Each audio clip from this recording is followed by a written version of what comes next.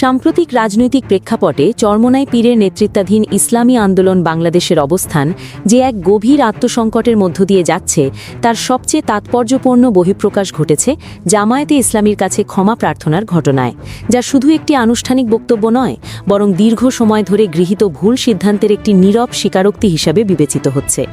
একসময় যে দলটি নিজেদেরকে ইসলামী রাজনীতির নৈতিক অভিভাবক হিসেবে তুলে ধরতে চেয়েছিল, তারাই ধারাবাহিকভাবে বিভাজন, অনিশ্চয়তা এবং দ্বিমুখী অবস্থানের মাধ্যমে ইসলামপন্থী রাজনীতিকে দুর্বল করার পথে ঠেলে দিয়েছে।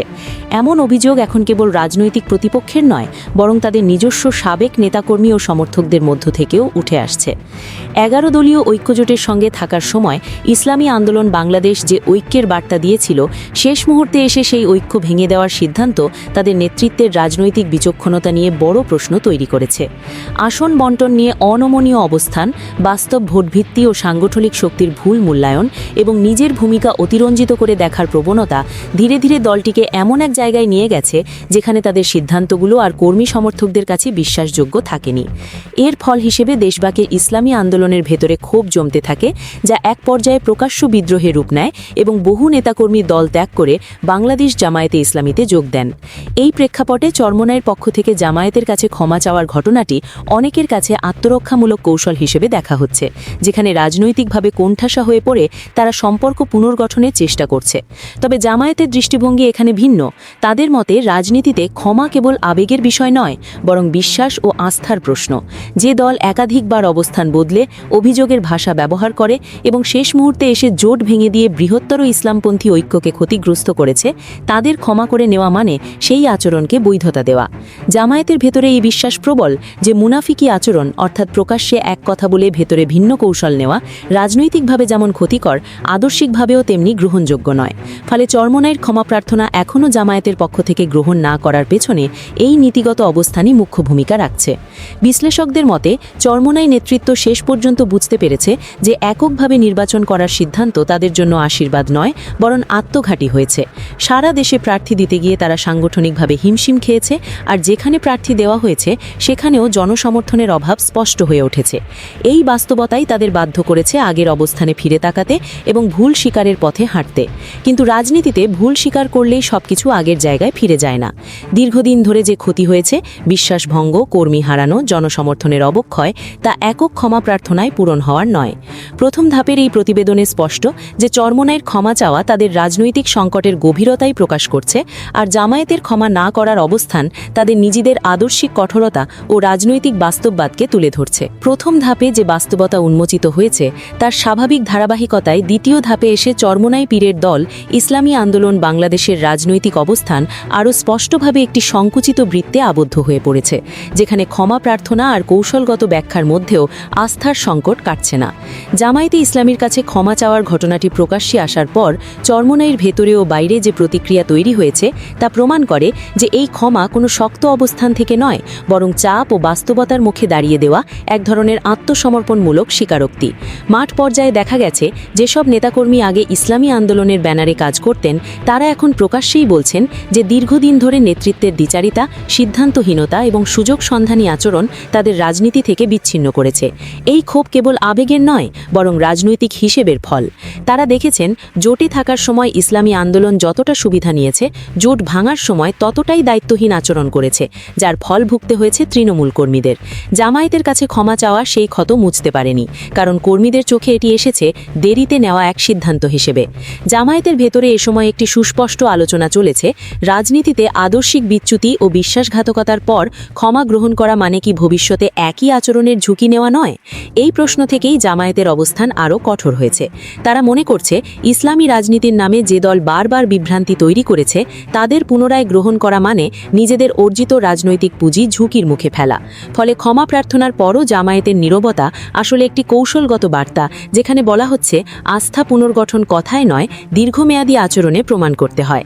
এই পর্যায়ে এসে চরমোনাইয়ের জন্য সবচেয়ে বড় সংকট হয়ে দাঁড়িয়েছে সংগঠন টিকিয়ে রাখা। একদিকে হাজার হাজার নেতাকর্মীর দলত্যাগ, অন্যদিকে নির্বাচনী প্রস্তুতিতে ব্যর্থতা। এই দুই চাপ একসঙ্গে সামাল দেওয়ার মতো শক্তি তাদের নেই। ফলে দ্বিতীয় ধাপে স্পষ্ট হয় ক্ষমা চাওয়া ছিল একটি প্রতীকী পদক্ষেপ, কিন্তু বাস্তব রাজনীতিতে এর প্রভাব সীমিত, কারণ ক্ষমার আবেদন যতটা জোরালো, তার পেছনে বিশ্বাসযোগ্যতা ততটাই দুর্বল। তৃতীয় ধাপে এসে এই সংকট সংকট আরও গভীর আকার ধারণ করে যখন রাজনৈতিক বাস্তবতা চরমোনাইকে বাধ্য করে নিজেদের ভবিষ্যৎ নিয়ে কঠিন প্রশ্নের মুখোমুখি দাঁড় করাতে। ক্ষমা চাওয়ার পরও যদি জামায়াত তাদের গ্রহণ না করে তাহলে ইসলামী আন্দোলন কোন পথে যাবে? এই প্রশ্নের উত্তর তাদের কাছেই অস্পষ্ট। একদিকে তারা বুঝতে পারছে এককভাবে রাজনীতি করে বড় কোনো সাফল্য পাওয়া সম্ভব নয়, অন্যদিকে জোট রাজনীতিতে ফিরতে গেলে বিশ্বাসের দেওয়াল ভাঙতে হবে, যা এখনও অটুট আছে। এই অবস্থায় চরমোনাই নেতৃত্বের ভেতরে মতভেদ আরও প্রকট হচ্ছে। কেউ কেউ মনে করছেন ভুল স্বীকার করে নতুনভাবে সংগঠন গুছিয়ে নেওয়াই একমাত্র পথ, আবার কেউ কেউ এখনও আগের ভাষ্য আঁকড়ে ধরে নিজেদের অবস্থান জাস্টিকতা করতে চাইছেন। কিন্তু রাজনীতির নির্মম বাস্তবতা হল ভোটার ও কর্মী উভয়ই ফল দেখে সিদ্ধান্ত নেয়, ব্যাখ্যা শুনে নয়। জামায়াত এই বাস্তবতাকে কাজে লাগিয়ে নিজেদের অবস্থান আরও দৃঢ় করেছে। তারা দেখাতে চেয়েছে যে আদর্শিক ধারাবাহিকতা ও সাংগঠনিক শৃঙ্খলই দীর্ঘমেয়াদে শক্তি তৈরি করে। চরমোনাইয়ের ক্ষমা প্রার্থনা তাই ইতিহাসে থেকে যাবে একটি মোড় পরিবর্তনের ইঙ্গিত হিসেবে, কিন্তু সেই মোড়ে দাঁড়িয়ে দিক বদলানোর চাবিকাঠি এখন আর তাদের হাতে নেই। তৃতীয় ধাপের সার কথা হল রাজনৈতিক মুনাফিকি বা দ্বিচারিতা শেষ পর্যন্ত কাউকে রক্ষা করে না, বরং সময়ের সাথে সাথে সেটাই সবচেয়ে বড় বোঝা হয়ে দাঁড়ায়। চরমোনাই যে ভুলগুলো করেছে তার মূল্য তারা দিচ্ছে সংগঠন হারিয়ে, আস্থা হারিয়ে এবং রাজনৈতিক প্রভাব হারিয়ে। আর জামায়াত এই পুরো প্রক্রিয়ায় নিজেদেরকে একটি স্থির এবং অপেক্ষমান শক্তি হিসেবে প্রতিষ্ঠিত করেছে, যারা ক্ষমা দিতে পারে কিন্তু শর্তহীনভাবে নয়, এবং যারা জানে যে আদর্শের প্রশ্নে আপোষ করলে তাৎক্ষণিক সুবিধা মিললেও দীর্ঘমেয়াদে তার খেসারত দিতে হয় অনেক বেশি। তৃতীয় ধাপে এসে এই রাজনৈতিক নাটকের পরিণতি আরও নির্মম ও স্পষ্ট হয়ে ওঠে, যেখানে চরমোনাই পীরের নেতৃত্বাধীন ইসলামী আন্দোলন বাংলাদেশের জন্য ক্ষমা প্রার্থনা আর কৌশলগত পরিবর্তন কোনো কার্যকর উদ্ধার পথ হয়ে ওঠে না, বরং তাদের দীর্ঘদিনের দ্বিচারিতার হিসাব চূড়ান্তভাবে সামনে এনে দেয়। এই পর্যায়ে রাজনীতির ময়দানে যে বাস্তবতা প্রতিষ্ঠিত হয়েছে তা হলো আস্থা একবার ভাঙলে তা জোড়া লাগানো সবচেয়ে কঠিন কাজ, বিশেষত যখন সেই ভাঙনের পেছনে থাকে বারবার অবস্থান বদল, অভিযোগের রাজনীতি এবং সুযোগবাদী আচরণ। জামায়াতে ইসলামীর কাছে ক্ষমা চাওয়ার পরও যখন কোনো ইতিবাচক সাড়া মেলে না, তখন চরমোনাই শিবিরের ভেতরে হতাশা, বিভ্রান্তি ও নেতৃত্বগত সংকট আরও তীব্র হয়। তৃণমূল কর্মীরা বুঝতে পারে নেতৃত্বের ভুল সিদ্ধান্তের বোঝা শেষ পর্যন্ত তাদেরই বইতে হচ্ছে, ফলে যারা আগে নীরবে গুদ্ধ ছিল তারাও প্রকাশ্যেই দল ছাড়ার পথ বেছে নেয়। এই সময় জামায়াতে ইসলামী নিজেকে এমন এক অবস্থানে দাঁড় করায় যেখানে তারা কাউকে প্রত্যাখ্যান করছে আবেগের বশে নয়, বরং একটি স্পষ্ট বার্তা দিতে ইসলামী রাজনীতিতে বিশ্বাসঘাতকতা ও মুনাফিকি আচরণের মূল্য আছে। তৃতীয় ধাপে সবচেয়ে গুরুত্বপূর্ণ যে বিষয়টি সামনে আসে তা হলো রাজনৈতিক বিশ্বাসযোগ্যতার প্রশ্ন। চরমোনাই যে অভিযোগ তুলেছিল জামায়াত নাকি ইসলামচ্যুত, আপোষকর্মী বা ভিন্ন শক্তির সঙ্গে আতাতকারী, সেই অভিযোগগুলো সময়ের সাথে সাথে নিজস্ব ওজন হারায়, কারণ বাস্তবে দেখা যায় জামায়াত তাদের আদর্শিক অবস্থানে স্থির থেকেছে, সংগঠন গুছিয়েছে এবং কর্মীদের আস্থা ধরে রাখতে পেরেছে। বিপরীতে ইসলামী আন্দোলন বাংলাদেশ নিজেদের বক্তব্য ও সিদ্ধান্তের মধ্যে সামঞ্জস্য রাখতে ব্যর্থ হয়েছে, যা তাদের রাজনৈতিক গ্রহণযোগ্যতাকে প্রায় শূন্যের কোঠায় নামিয়ে এনেছে।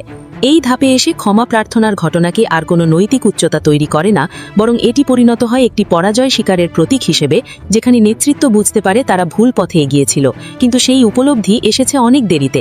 জামায়াতের পক্ষ থেকে ক্ষমা না করার অবস্থান তখন কেবল কঠোরতা নয়, বরং একটি নীতিগত অবস্থান হিসেবে প্রতিষ্ঠিত হয়, যেখানে বলা হচ্ছে মুনাফিকদের ক্ষমা করা মানে ভবিষ্যতে একই বিভ্রান্তির দরজা খুলে দেওয়া।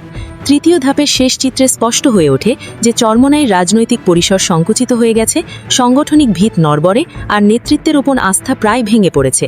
অন্যদিকে জামায়াতে ইসলামী অপেক্ষমান কিন্তু আত্মবিশ্বাসী একটি শক্তি হিসেবে নিজেদের অবস্থান সংহত করেছে। এই পর্যায়ে রাজনীতির বার্তাটি নির্মম কিন্তু পরিষ্কার।